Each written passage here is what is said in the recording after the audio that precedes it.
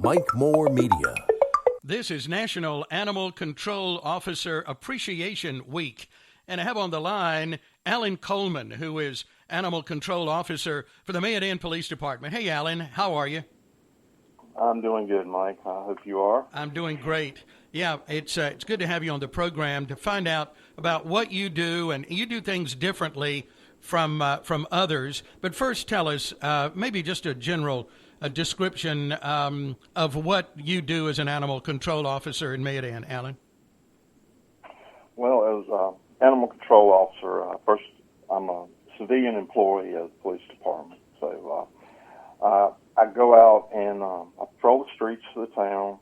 I look for dogs running at large, dogs who could be in danger, dogs who are might be new to the town, don't have their rabies tags on, and my job's not to write tickets. My job's not to come down hard on people for that. It's to educate.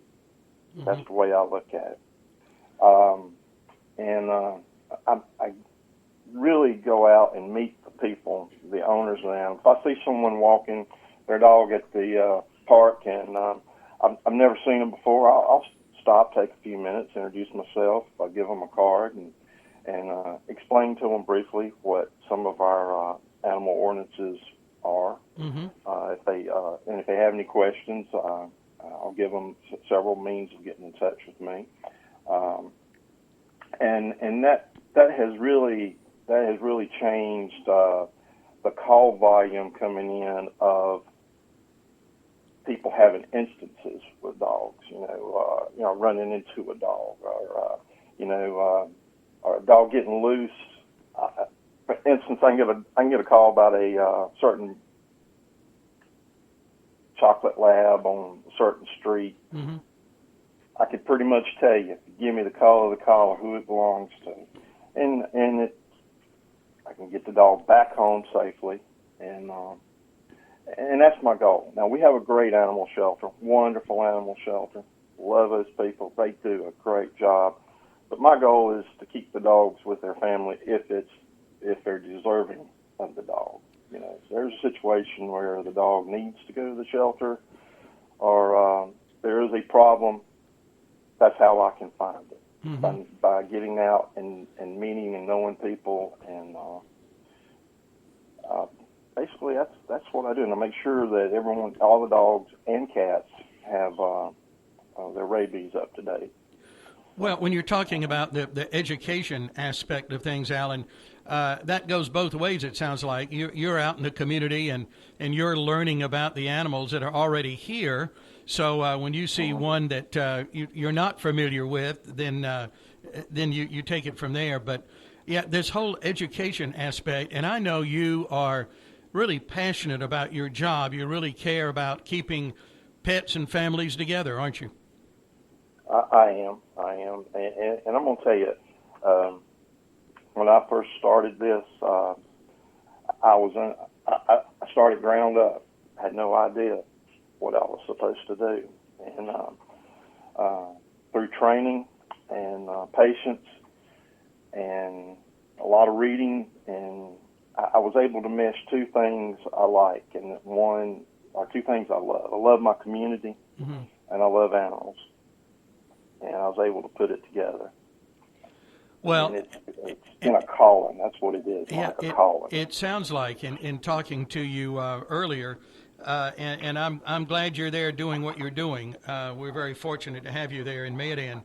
Let me ask you, what tools do you have at your disposal? What do you use?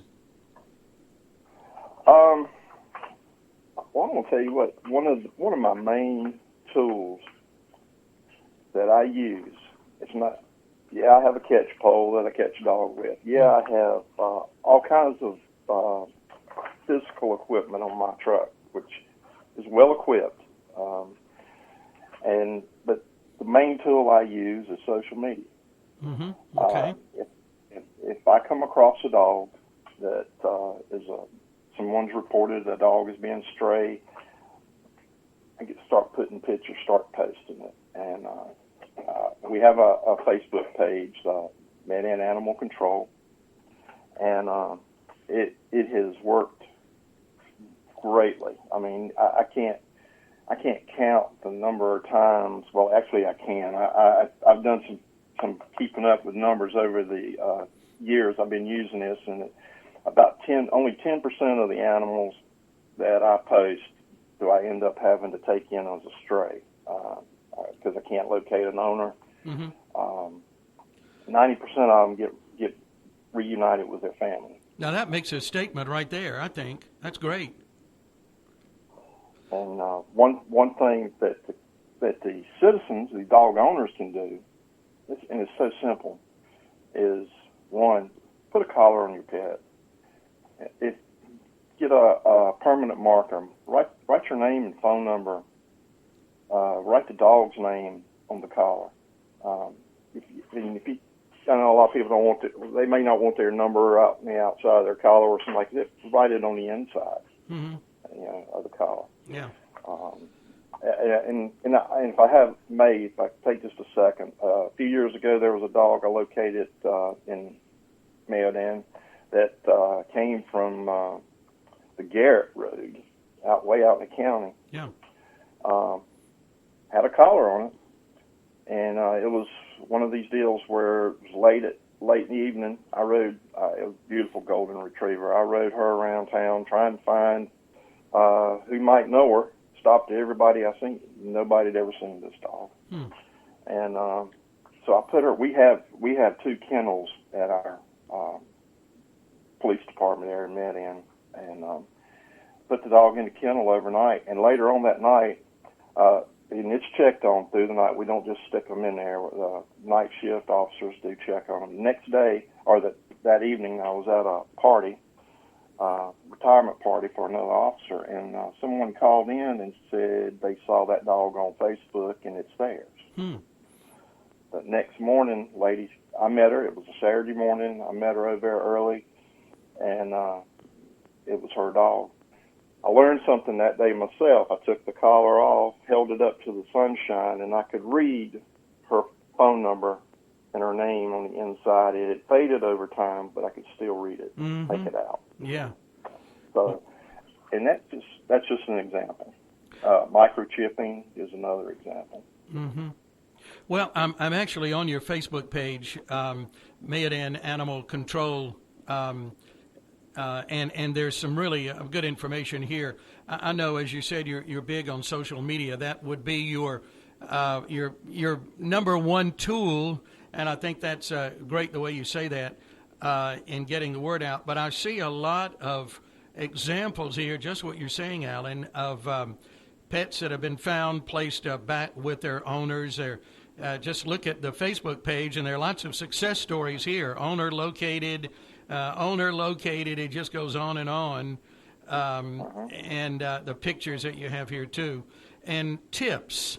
I'm looking at one here you recently posted, top 10 toxins. And, some of us pet owners know some of these, but there's some here that kind of surprise me.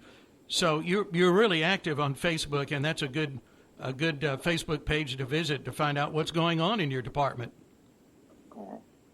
Yeah, and also when you go to our Facebook page, and now if you let me back up 1 second. If you find a stray animal, dog or cat, in your yard, your neighborhood, you're worried about it, concerned about it, the proper way of contacting me, calling it in, is to go through your regular system of calling a police officer. You would call the police department number.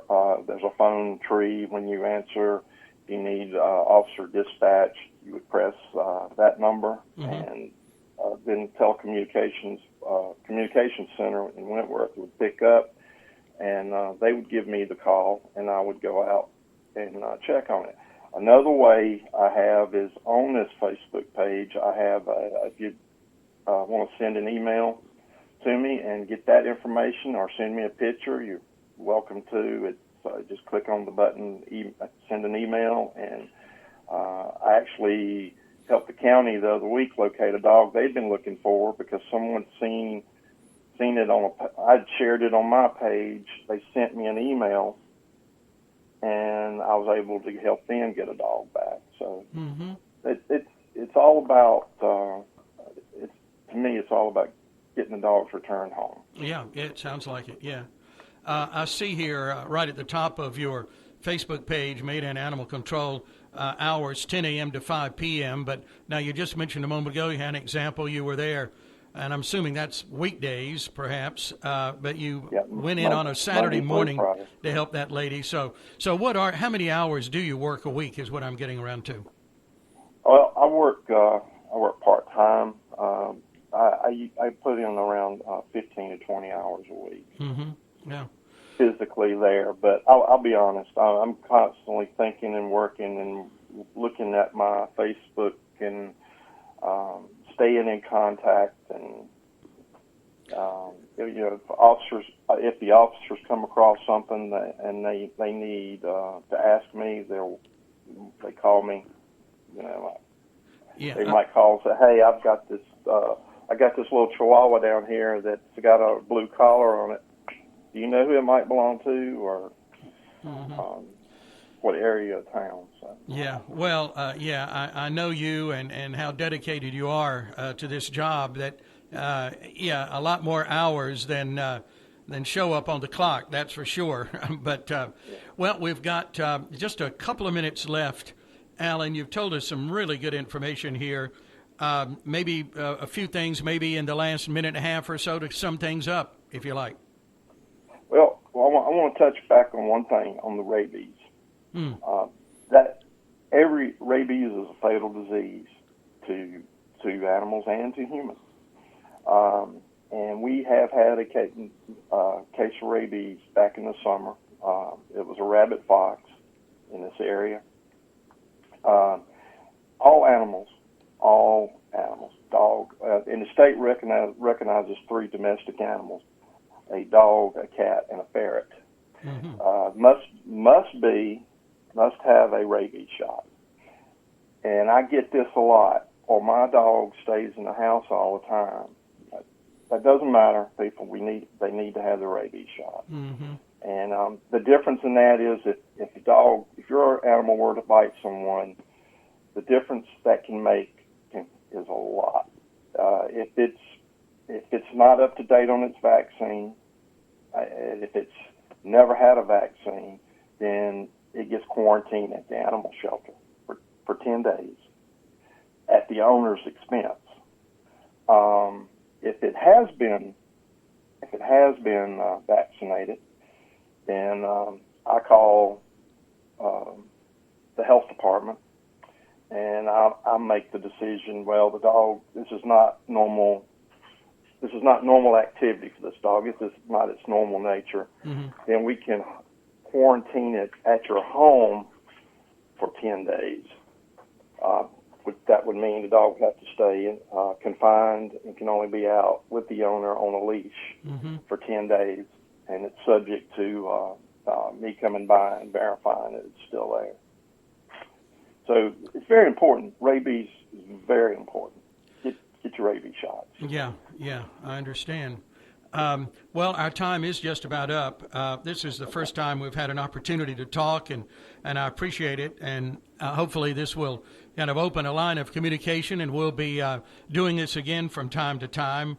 And I appreciate what you do there in the town of Mayodan, and all of responsible pet owners do, for sure. Alan, thanks a lot. We'll talk again soon, I hope. All right, Mike, thank you so much for having me on, and I'd like to do it again if we have a chance, and we will. You have a good day, my friend. You too. You take care out there.